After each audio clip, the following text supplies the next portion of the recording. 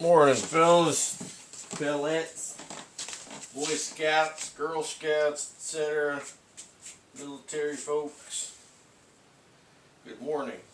So,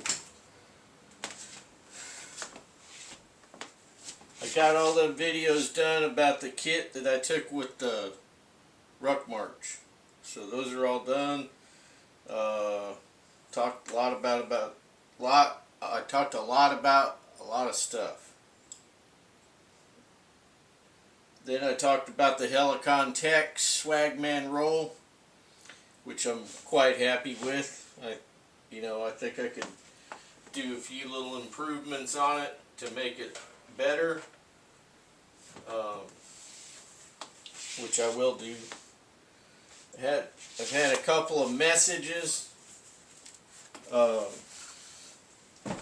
One, it's kind of out of season, but it doesn't matter because I'm always happy to entertain your questions and so forth. Okay, so that's no problem. But it's kind of a more of a autumn winter question. But that's fine.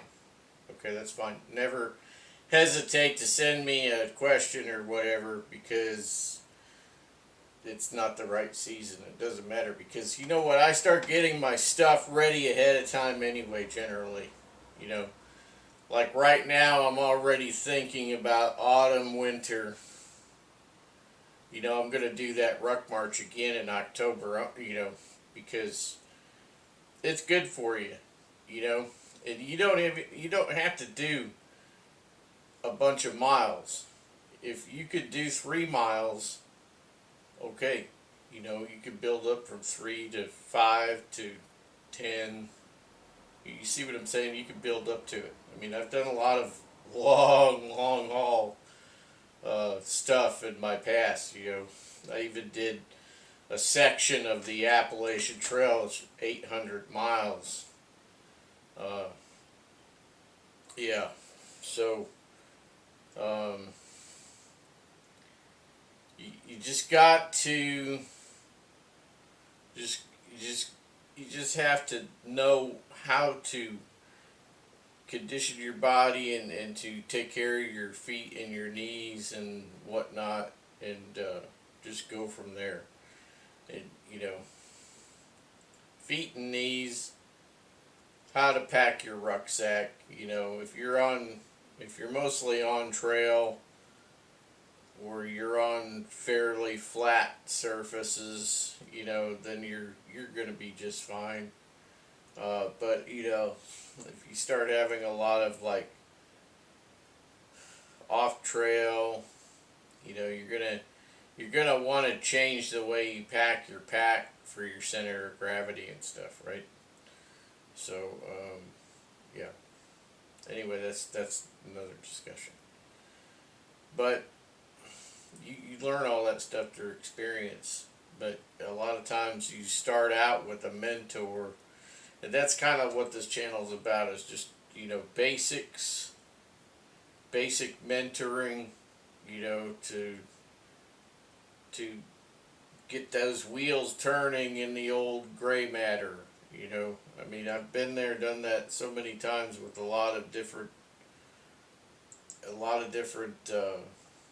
things, and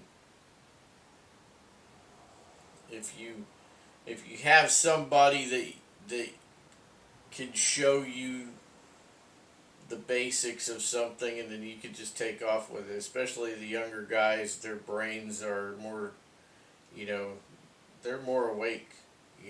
They're more switched on because they're younger. They've got a lot more energy and stuff.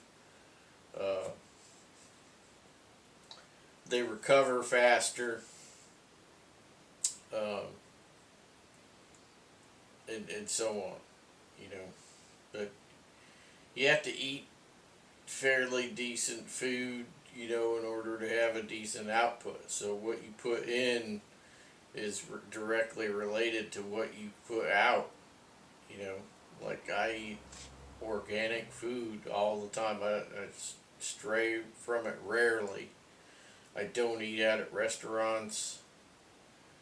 I grow a lot of my own food nowadays, because I have the time I can, and I use heirloom seeds when I grow, not GMO crap from, the big box store. Um, yeah, so I mean, you keep yourself in fairly healthy condition, no matter what age you're in. If something starts off a little tough, your body gets used to it. The more you do it, the more your body gets used to it. It's like running or carrying heavy loads and so on. You know, I mean, right now I'm pretty well recovered from the other day, but right afterwards I was really like, I was feeling it. I was wanting to, I really wanted to take a nap, not get up and do anything. I wanted to wake up in the morning after sleeping and then just go take a nap. Did that sound funny? Man, I need a nap. I ain't even done nothing yet. I need a nap. Anyway, so yeah, so I'm pretty well recovered. You know, Lower back's a little bit, you know, stiff, a little sore. Probably more or less because of that crappy hip belt setup that I had put together. Between those wings and that waist belt. That kidney pad. That was not a good idea. Sometimes I don't have the greatest of ideas, but I want to try something anyway to see if it will work. I want to try. I like to try to prove things out. You know, prove it out whether it is going to work or not work. Sometimes some of the greatest things in history have come out only just through experimentation. And this is how we learn and grow. Is by experimentation. We do a lot of experimenting, and then we eventually come up with the solution, or we come up with a really good thing. And then a lot of people were like, wow, I'm glad so and so invented that. I'm glad so and so broke his back to try to make that happen.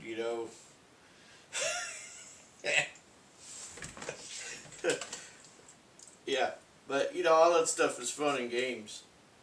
I mean, you cannot get anywhere in life unless you push the envelope. Trust me, I pushed the envelope a lot of times. Well, so get back to these messages. Sometimes I get emails from subscribers. If I get an email and I don't respond right away, it's because either I'm busy or somehow I missed your email. And I do occasionally check the junk folder, quote unquote spam folder, but I get so much spam sometimes that there might be 150. I'm not gonna sit there and dig through all of those. I mean, somebody wanting to contact me from China. Hey, look at this survival blah blah blah that we have here. It's just junk. I don't care about what Susie Tong has to say about their survival blah blah blah. So delete. Yeah, it all just goes to delete. Select all, delete. So if I don't respond to you right away, send it again. So I'm pretty responsive about messages. Now, the messages. So one message I had was about wool stuff. Somebody said, I'm a larger person, and you have shown some larger wool items on the channel. And where do you find this stuff? Who do you buy from? Blah, blah, blah. Well, I buy everything big. Like these trousers are I don't know how many sizes too large. Maybe these are 4 sizes larger than what I could actually wear if I were just a regular normal person out in rural America, right? Working 9 to 5, not thinking about the end of the day, you know, talking about, apocalyptic type stuff, right? Uh, if I were just Joe Schmo in public, working 9 to 5, wasn't involved in any of this stuff, I'd probably wear like 4 sizes less in trousers. This shirt is an extra large t-shirt. I get extra large because I like it a little bit comfy, you know. I buy all of my clothes large so that I can layer. I could mix and match practically anything I want, layer it up. That's the thing. But where do I get certain things, right? So I have some clothes here. I'm going to come back in another video, obviously, because I'm getting short. I've got about 4 minutes here. I want to dedicate another video to showing some layering here. But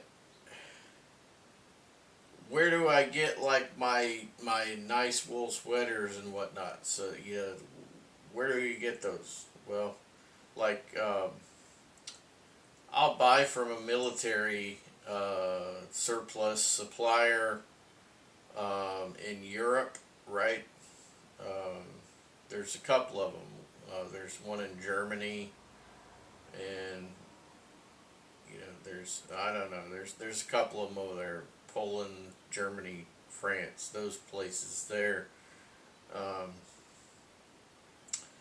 But like the Miltech. Not everything Miltech is great, but their version of the Austrian Army wool sweater, aka jumper, right? It's nice. It's heavy. It's 100% wool. I layer it over a Barber wool sweater, aka jumper, from Scotland. But the Miltech sweater that I got it from a European supplier. I can look for it and send that out if you need that. I have a 50-inch chest. I always use the measurement armpit to armpit on the size of garment that I want to be. So if I have a favorite sweater, favorite jumper, you lay it out flat and you measure armpit to armpit. And that should be good, unless you have a large stomach. Okay, if you have a large stomach, then you need to take that into consideration, right? So if I buy online, I'm going to either buy from a military surplus, either real military or a company that sells military kit brand new, but reputable brands, okay? Or I'm going to buy from eBay, right? I don't buy directly. I have somebody buy for me because I do not use digital currency. I only use cash. So if I want something from eBay, here's the cash. Buy it, right? I mean, yeah, you gotta find a store that will work with you like that. If you're gonna be like me, if you want to be weird like me, then you find a store that you work with, somebody who will use a credit card, and get them to order it. Of course, there's going to be a fee in there,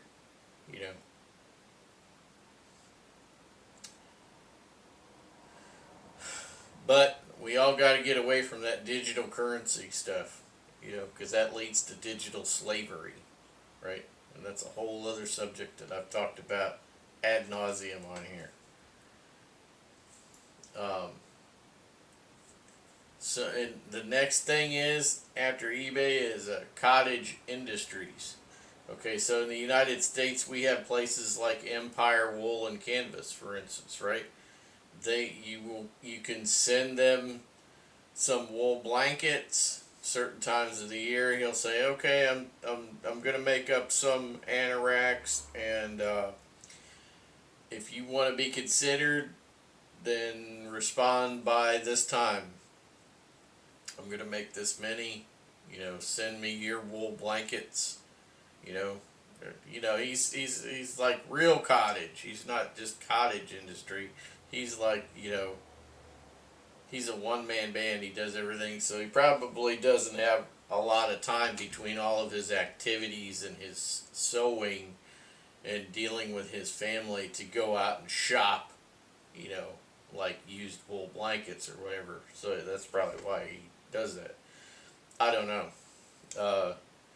But, you could also go with Boreal Mountain Anoraks. You could go in Canada. I have a couple of those. I have a Miklagard Anorak from Sweden. You could go with that.